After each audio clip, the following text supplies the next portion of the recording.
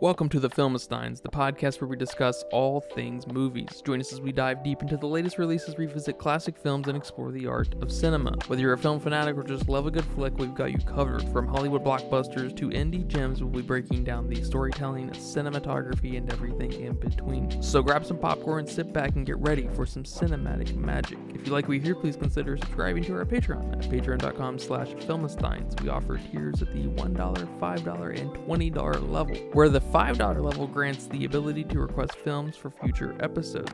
This is the Filmistines, where movies are more than just entertainment, they're an experience. All around you. And welcome back to another episode of your favorite podcast in the world, the Filmistines. Is it still your favorite podcast in the world? Do you even listen to podcasts? Do I listen to podcasts or our podcast? Do you listen to a podcast? I listen to a podcast.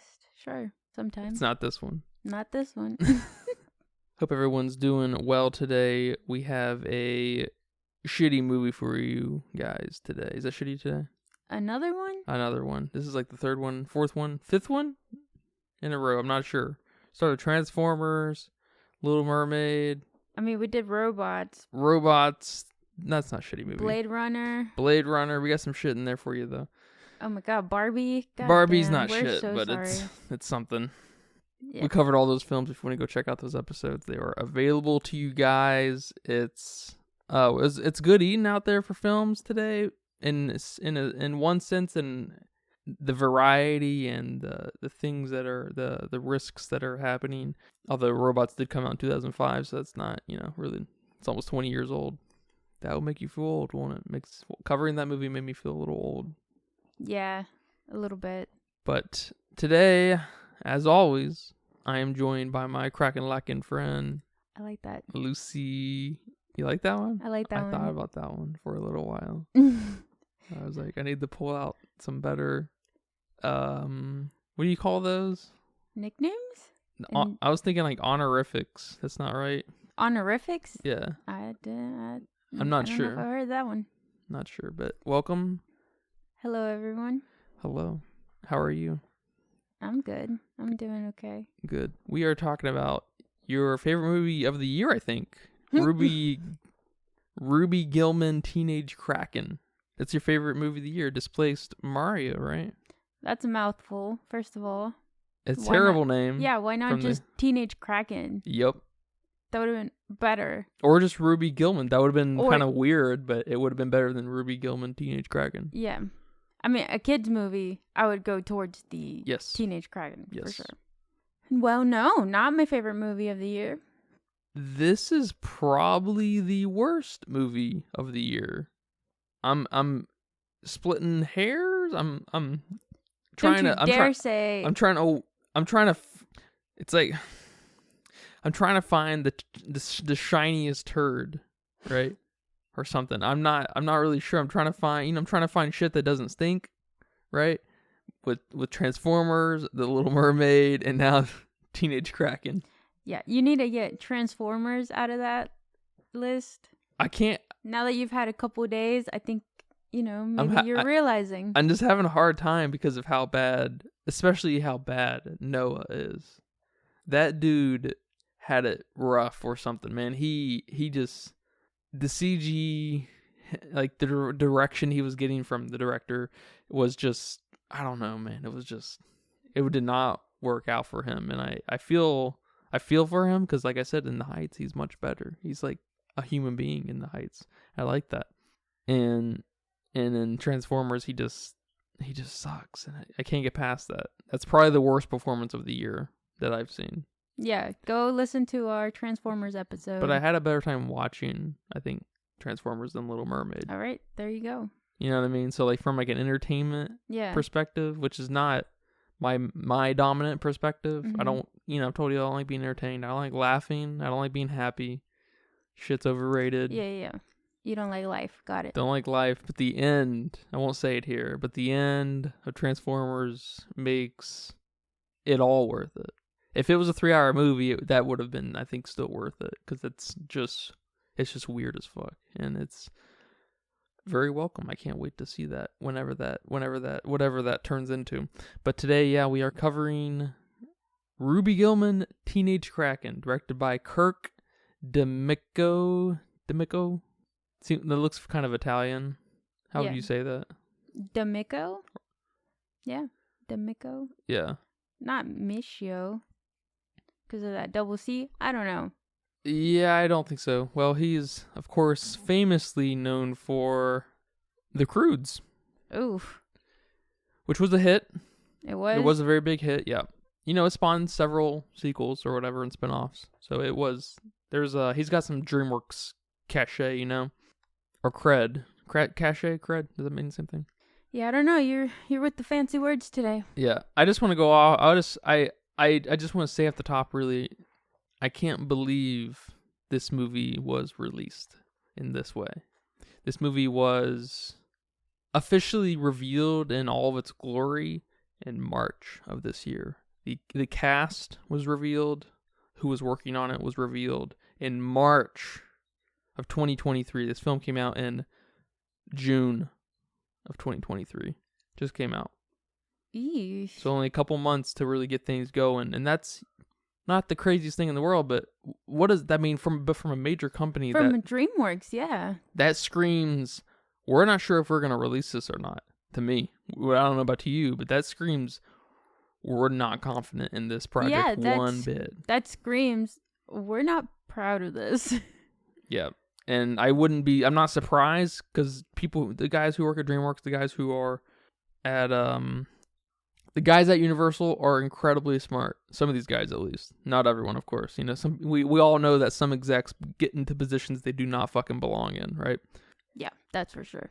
But some of these guys and girls, of course, are incredibly smart, and so they are self-aware enough to see the reception and I'm sure the money's made. I'm not sure how much Puss in Boots made, but after Puss in Boots, the final wish, the last wish, came out, that probably shook everything up in their pipeline. Like, I'm not sure. I wouldn't be surprised if some things do get canceled. This one was probably far enough along that they're like, okay, we'll just get this out because it's an easy cash in, right? Kids love these kinds of movies. Well, it turns out that may not be the case, but I would have canceled the shit out of this. I would have canceled. It's kind of like what's happening with, you know, the Warner Brothers and Discovery thing with James Gunn and DC and stuff, and I'm sure other sectors were happening under Warner Brothers, that they're just kind of restructuring completely. And I would have, man, other than the obvious Puss in Boots sequel that's going to be happening, whatever that's going to look like, I won't say here because it's too cool to reveal. You know what I'm talking about? No, I'm excited. I can't believe they didn't cancel this shit. That's all I'm going to say. That's all I can really say. And the numbers don't lie. It doesn't help that they didn't advertise this movie at all. I'm just going to go ahead and say it just because it's kind of crazy. Go ahead and tell me your production budget guess. Let's get that out of the way. My guess was 75. Okay, the budget was 70 million. So you're right there. Good job. But more importantly, I'm not surprised you got that because, you know, it's... Yeah, I kind of based it off of Puss in Boots. I just made it a little bit lower. Yeah. Because I think theirs was 90. Which is just embarrassing to this movie. Like, you know, it doesn't need to be as good, but it... And it's DreamWorks, so... Yeah. That's why it wasn't 50 million, but... Yeah. All right. But in the box office, it made 40 million... Almost 41. Oh, no. This is the first movie we've seen that didn't even hit budget numbers. Oh, no. You know, that's not including talent fees, directing. This is a rough hit for DreamWorks. Damn. I guess it is only 30 million. It's like not... Well, it's more than that. I guess what I was just saying. It's probably... They might... Somewhere between probably 60... and 80 million, I would guess, is the loss of money here. Mm-hmm. Which is, I mean, that's another movie. Yeah, according to Wiki, it says, this became DreamWorks' lowest grossing opening weekend of any of their feature films to date. It's terrible. They made nothing. That sucks because these guys, man, these are the guys who did Shrek. These guys were on top of the world at one point. They were so beyond Pixar at one point. It's just not even funny. Shrek is on a whole other level compared to what's, contemporary around that. What is that? Finding Nemo, Cars, Monsters Inc., maybe The Incredibles, that bit, that time period right there. Yeah, I mean, Shrek is as quotable as SpongeBob right now. Shrek is a SpongeBob, basically. Yeah. It's reached just crazy heights. The only Pixar film that's in that realm is probably Toy Story.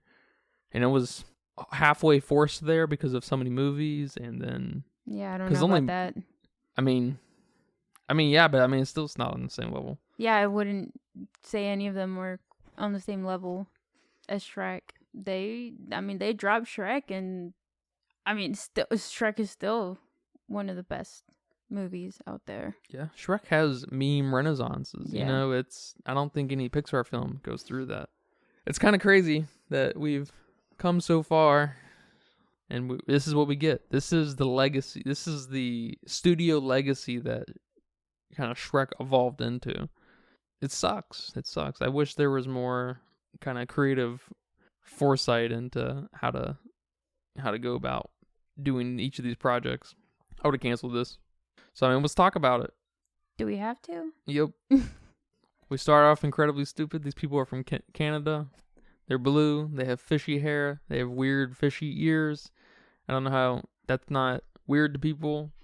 They don't have noses. They don't have noses. They have only got 4 fingers.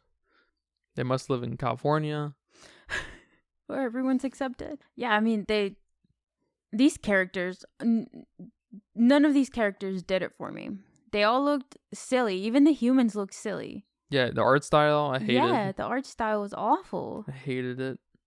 And even the characters, I guess you're supposed to like, or, you always kind of have these, like, silly sidekick characters, or the funny ones that are supposed to be, like, the cute and adorable, stupid ones. Those were even amiss here. And I think it's supposed to be their, like, pet-looking thing, whatever that thing's name was. Which, no, Nessie come on. or something like that. Yeah, it was Nessie. Yeah, after the Loch Ness Monster. Yeah, you're right.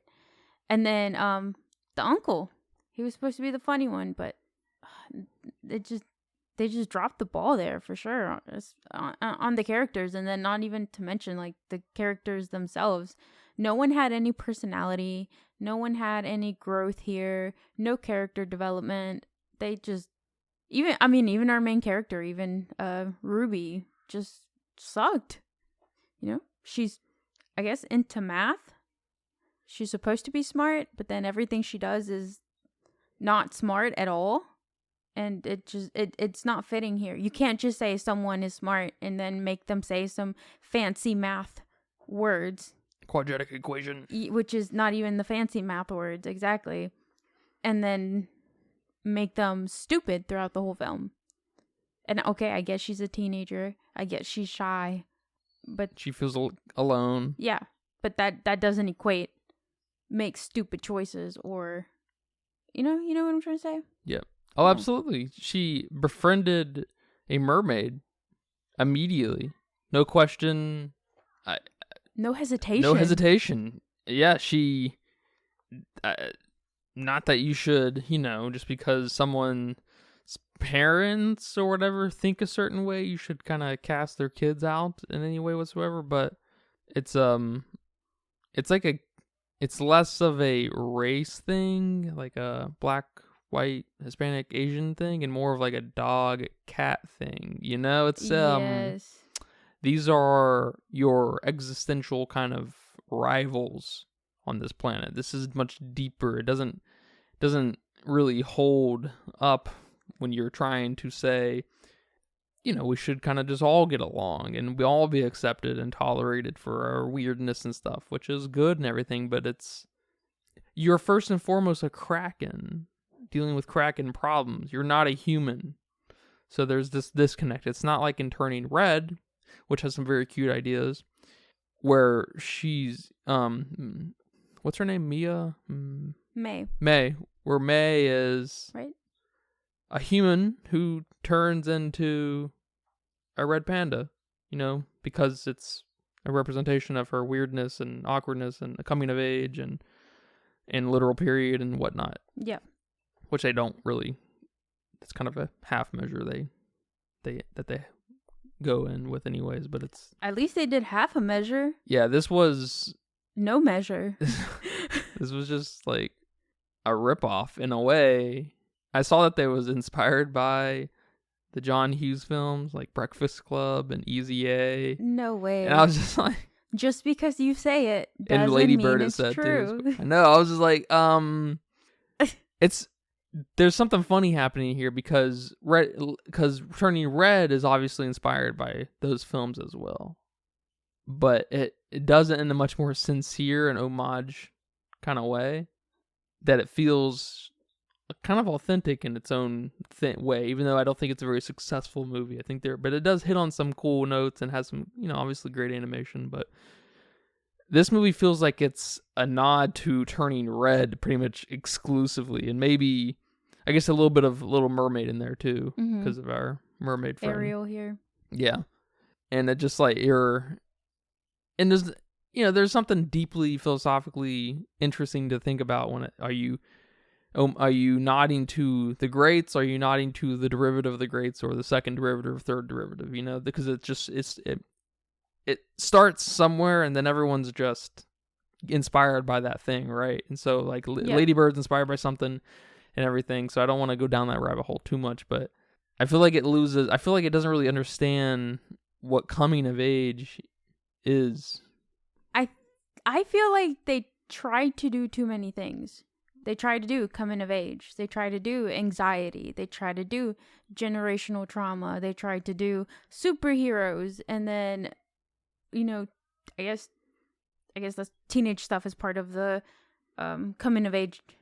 But they didn't go anywhere with that. Okay, we have this girl coming of age. She never came of age. We didn't know what her problems were. She didn't all of a sudden become... she was still shy at the end. Just because she danced doesn't mean anything.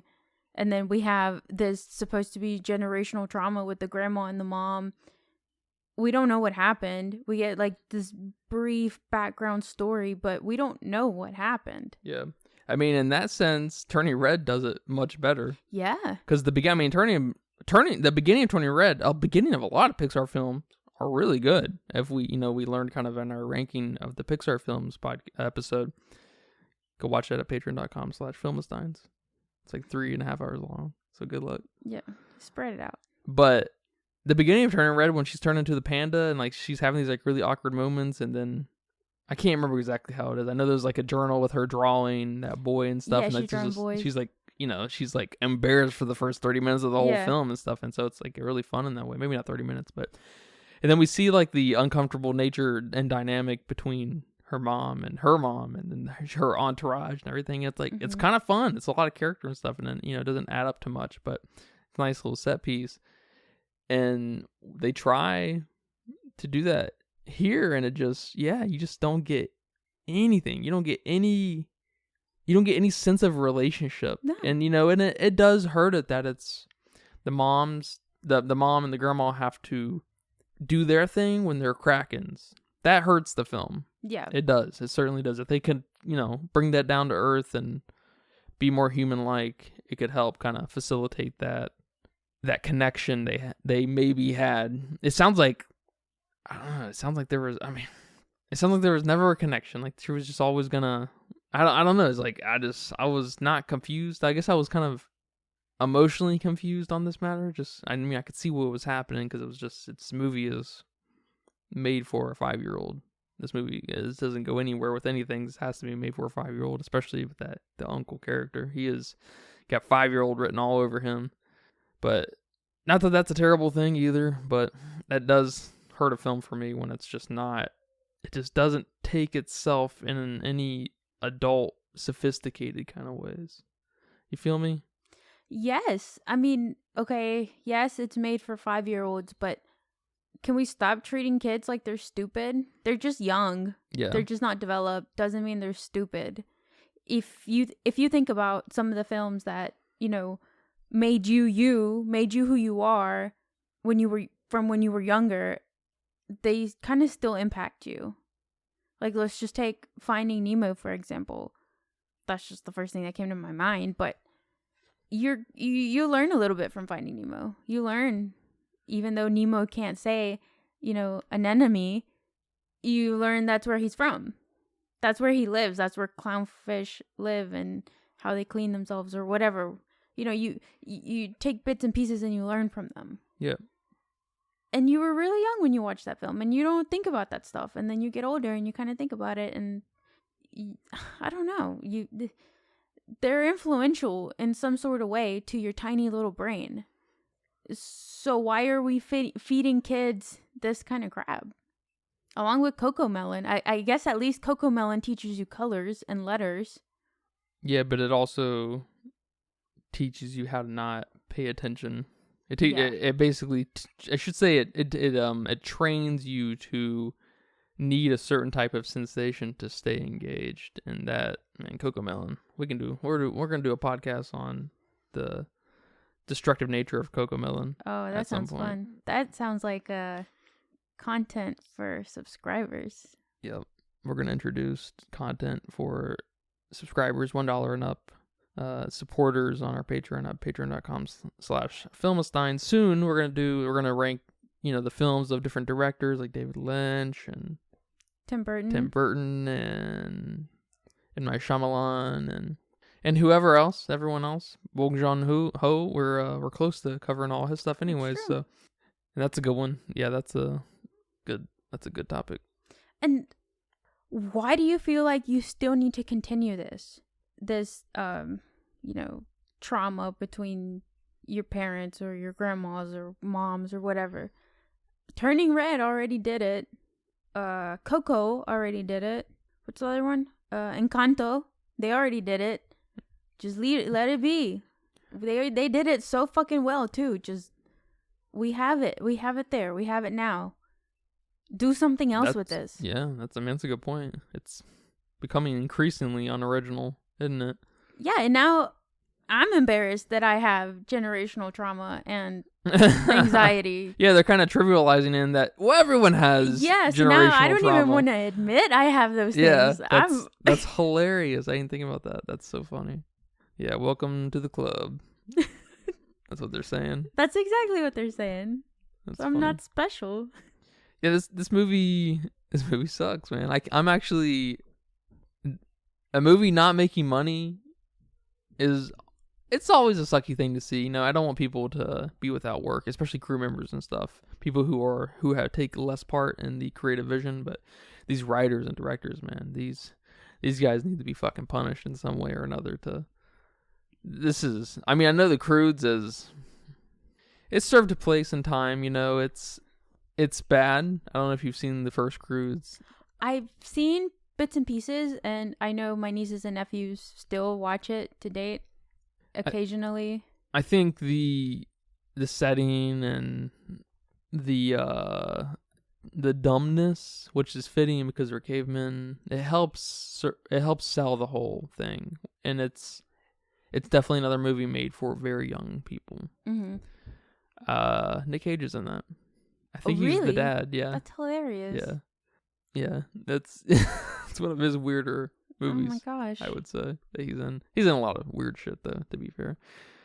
But this is a movie that this is a movie targeted towards, at least in content, it's targeted towards 11, 12, 13-year-old people in general, puberty and stuff. Maybe you could argue specifically an angle of little girls in that age, but it just I guess it's exactly that. It just feels like they're talking to people who are just inherently kind of dumber, which would inherently be just a younger audience. But that's like that. But that's not it, obviously, because they're in high school, right? Yeah. So there's a little bit of a disconnect there, I think, with the creatives understanding what they have and how they wrote this. And I know good writing is rare in film, probably at all times during the course of film history, right? I would imagine. I don't know. I haven't seen every film, but I would imagine. I know people in my life, I don't know about yours, who have said that films just are not written like they used to be, which is just one of those things that just screams, well, it's probably been like that all along, and you just were more into a specific generation of films, and so like this just carries with you, kind of like music and whatnot. Yeah. You hear that a lot in music. Music today sucks, right? No, it's AC/DC's not that good. I'm sorry. Just saying. Yeah, part of me wonders when I'm gonna be saying that. I hope never. Yeah. I hope never, man. Especially because, like Imagine Dragons is part of our time. What's wrong with Imagine Dragons? They suck. They're probably the worst band to ever walk the earth. Here we go. I don't know where I'm going with that, but I can't get out of the mindset that I guess I'm shocked. I'm kind of in a shock mode of just, I can't believe they released this. Especially after hearing about some of the cancellations that Warner Brothers went through during the merger. It's like, damn, like this is like the time for everyone to get their shit back together, right? Yeah. And especially after DreamWorks released Puss in Boots. Are you joking me? Yes. That's gonna go down in history, if not already. It's kind of hard to do right now because it's only been out for 8 months, or 9 months now, I guess. I think it came out in last December. But that's gonna be one of the most iconic animated films of all time, right next to Shrek. They did it again in a different way.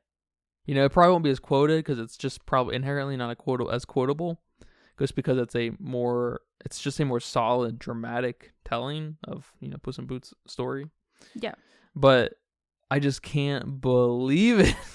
I will say one positive thing about this film: the animation's okay. Like how things are animated, it's all right. It's animated better than the underwater sequences in Little Mermaid.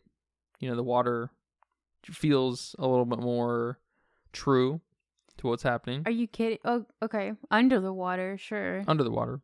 But the water looks awful. Yeah, water, I would say not how things look stylistically, but just how things kind of move and interact with each other. I think there's, some there's a lot of consistency and like artistic kind of coherency in all of it, and how things move and how things kind of look and stuff. Even the people look weird, of course, right? So, and it helps with, the animation kind of just, it does embrace that for sure. I appreciate that. But I will say, I think the voice acting is pretty good. I think the voice acting is probably the best thing about it. If you're a fan of voice acting, I don't know if anyone's ever been just a fan of voice acting, right? But I think Lana Condor, who plays Ruby, I think she does a good job. Surprisingly, because she's not a voice actor, but she does a good job embodying this character and stuff. And Toni Collette, I like her and stuff normally, and I think she's the mom. I think I even the uncle, I think his voice acting is just it's pretty good. I'm like, wow, it's just not on the same level as what you'd expect for how bad the movie is. I mean, the voice acting was just okay, and I don't know if that's the thing you want to give it a good, That's all I got. Yeah, that's all I got. We want to give it a positive here. I have nothing. There's elements in here that I'm all for. Monsters. Hey, me, love some monsters. And you made this Kraken huge. I mean, when you put it out in the city, it looks huge, at least. And probably if I had to pick a somewhat decent scene would be when Ruby's holding her mom in her hand and she's calming her down and she's shrinking as she's calming down. That was pretty good. But that's all I got. You managed to fuck up Krakens, some of the coolest sea monsters, and you managed to just make them look so lame. Yeah, they do look lame. They do, even when they're all big and in their glory and stuff. What do you think about the mermaid girl when she came to school and how obvious that was? Was it supposed to be that obvious? She had sequins pants. She had red hair. Yeah, this was Ariel. She was wearing Bobo seafoam Ariel. colors. Yeah, it was Bobo Ariel. They didn't try. They didn't even try. I don't know. I like when I feel smart that I can kind of call something here, but This was very But spoon-fed. this is like someone asking you to oppose 2 plus 2, and then someone's behind that person holding up their hand saying 4. Yeah, 4. exactly. You know, it's just like, this is it 4? It's like, no. Yeah, this is so bad. And I love a good montage, but the montage here it was just okay. It was just okay. And it wasn't her getting the staff was not earned. No. It's just like, all right. And her superpowers took like 2 seconds to learn. All right. Yeah. This is definitely a problem of, your 90-minute movies. You don't really have any time to breathe, and I'm glad this movie wasn't more than 90 minutes after. Oh, me too. But and she gets the thing. She gets the trident, and is that its name? Is that the thing? Is that what it's called? Trident. And of course, the mermaid takes it immediately because I don't. Who saw that coming? Who saw that coming?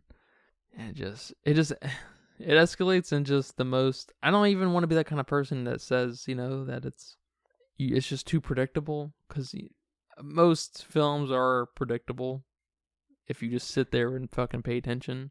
Not to me. Not to you? Not to me. Maybe I'm not paying enough attention. Well, I mean, you gotta be paying attention and be thinking about where things are going and stuff. That's my problem, or not a problem. I don't mind that. I like being shocked and surprised and gasping. I like doing that. But I guess it's that thing where they gave you the answer right in front of you. It's just like, stop. Yes. Just be smarter. Yes. Whatever that means. Like, I don't even know how you'd fix this movie. I can help fix some parts in certain movies. I've got a talent in that, I would say. I agree. Thank you. I agree. I think sometimes you're like, well, if they would have done this, it would have been better, and I like it. But if you have something here, you're gonna have to rewrite the whole movie. The whole movie's fucked. I don't even know where to be. I just wouldn't start with this movie. I would take a movie like Turning Red and just embrace the turning redness of it a little more. Yeah. And don't fucking spin those girls as capitalists. That's what I would do. That's funny. Which I appreciate on a literal, if they were real people level and, making money like that. And that's cool, but not from like a Lady Bird kind of coming of age, really a telling type story, I'm looking for, something to walk away with. And yeah, she turned into a Kraken. That's not coming of age. Just because you turn into a monster and you figure out your mom lied to you, you don't all of a sudden feel older. Yeah, you don't develop these so skills. Awkward. No. It's so awkward. It's as awkward as she is. The one bit I liked, it's like literally 2-3 seconds probably, is when she's on the phone at the very beginning with them, and they're in like a Teams meeting next to each other. Mm-hmm. And then when she looks up, there they are in that order. Yeah. Thought that was cute. Yeah. I feel like it's probably been done a million times in different stuff, but that was cute. That was kind of fun, but that was it. I'm grasping at straws here. Yeah, maybe I'm a 5-year-old, but no, if you were a 5-year-old, you would have liked this a little more. Well, I was gonna say maybe I'm a 5-year-old, but I thought like the cutest kind of moment there was the uncle with the corn dog and the birds trying to eat it. Oh yeah, that's cute. That was cute. Yeah, and those are good moments to have in between, like the meat of the movie. There's just no meat There's here. no meat, exactly. Because even the part where what's her boyfriend's name? Jonathan, Scooter, Scott, Connor, that's right. Even when Connor blasts himself with the confetti gun, that was kind of funny. Yeah, and then he fell in the water. It's like, it's your moment. Yeah, and that's it. That's it. It was also cute that they felt the same way about each other. Yeah, you don't see that a lot, and it's like very obvious, and it's just like, oh my god, they're so awkward. They don't like. He sees it. Each other. He sees it, but he's too nervous. She doesn't even fucking see it. She's an idiot. Which is, I don't know. Maybe make that the focus of the whole fucking movie. Yes. That would have been cute. That is true. Well, not for every girl, but definitely for me. That's how I felt a lot of times. Like, oh, they don't like me, but it's so obvious to everybody else. Yeah. Oh, run with that. Yeah. I don't even know if I've seen that in an animated movie. They could have ran with that, and then her Krakenness could have been that awkward thing that made her do awkward things in front of him, and he's like, "Why are you stuck to the glass?" Because of my suction cups. I don't know, some shit, some stupid shit. That would have been much more domestic and fun, and much easier to write too. Because I know the ambitious. You go. You always come up with something to make it better. Oh, thank you, thank you. Well, you helped me there. All right, you're welcome. I'll pay you $500 a day. All right. I think that's normal like junior level grip fees. $500 a day? Yeah. Ooh. Yep. I don't even know how much I make at work.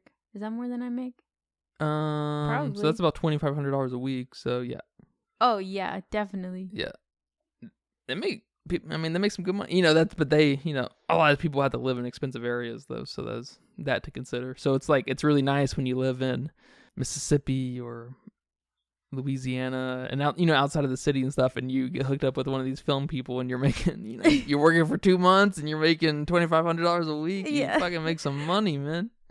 But when you live in LA, you gotta make that money. It's like making $40,000 anywhere else. Yeah, pretty much.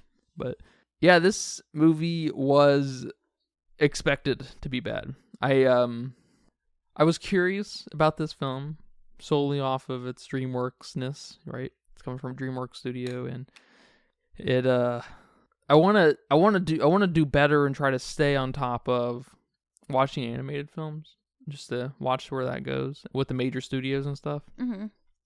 Cuz that does, animation speaks to me, and I wish I was a little more in the cartoon loop, a little more, cuz the cartoon realm really speaks to me a little more. And I know from some insiders that they think a cartoon revolution is on the horizon with like Nickelodeon and Cartoon Network and Disney and stuff, which is very cool. Which would be, the last one of those we saw was probably 2010, 2011. With things like Adventure Time and Regular Show and some things like that. And then the last little remnants of that we got were, of course, Gumball, the amazing World of Gumball, I think is what it's called. Great show. Yeah, I think the last cartoon I watched was We Bare Bears. Yeah, We Bare Bears was a little bit of a weird get for Cartoon Network too. That was real quick show that kind of went away. I know. I'm sad. At least they had a movie. Yep. But was that about their origin? The movie? I think so. Yeah, okay. But this is not part of the animation renaissance that we're definitely in the middle of with Spider-Man and Puss in Boots and whatever is to come next. That's all I got here. No final thoughts. No thoughts. I'm thoughtless. You're thoughtless? Good job with your budget guess. That was good. Thank you. That's good. I feel like animated films. You're figuring out? I'm figuring out a little better. Yeah, it seems a little bit more of a standard thing. Like you can very easily calculate that each minute costs this much to make, versus on a film set, a proper film set, to get one shot, you might spend a day on it. You might end up spending 2 days on it. So it's actually, that shot actually ends up becoming pretty expensive. Yeah. And in animation, you definitely get what you pay for. But yeah. Well, thank you for watching this film with me. You're very welcome. We are on. Hopefully the next film will be better. Hopefully it will be more. Hopefully it will have more vision and direction and just know a little bit more about what it wants to be and it deliver. Yeah. That is always one of the worst things about a film, when it doesn't understand what it is and it just doesn't hit anywhere. This movie doesn't know what it is. And a lot of films suffer from that. A lot of artists don't understand their own creativity. And this is when you need people like, Stephen King's wife to kind of be like, nope, this book sucks, And he's like, all right, I guess I got to make a new book. Give me a week. That kind of thing. Yeah, for sure. You need a maybe second or third pair of eyes here. Yeah, this was a very someone surrounded by a yes man or something for some reason. But I can't imagine that happening with someone who made the Croods. You know what I mean? If this was the guy who made Shrek, okay, there's a little something there. If this was Christopher Nolan, okay, there's something there. But it's just a little unfortunate. I hate to see a bad movie because it's a waste of time. Yeah, thank you for watching this with me. Thank you guys for listening to this podcast. We are for sure, not fucking around, for sure going to have a better movie for you in the next episode. I'll give you a hint. I don't give hints out very often. I'm not smart enough to keep this all in order, to keep the hints, consistent, because I like changing my mind at the last minute. But the hint is Brits on a beach. Brits on a beach. You like that? You like that hint? Yeah. All right. I was going to say One Direction. Yeah. But Brits on the beach, I like that better. We'll talk about that in the next episode. All right, you guys. Thanks for listening. Take care. Bye-bye. Bye-bye. And that's a wrap for today's episode of the Filmistines. Thanks for tuning in and joining us on our cinematic journey. We hope you enjoyed our discussion and gained some new insights and perspectives on the world of movies. Don't forget to subscribe to our podcast on your favorite platform, especially Patreon at patreon.com/Filmistines. And follow us on social media for more film-related content. We love hearing from our listeners. So if you have any feedback, suggestions, movie recommendations, or book recommendations, please feel free to reach out to us. Until next time, keep watching, keep loving the magic of movies. This is the Filmistines signing off.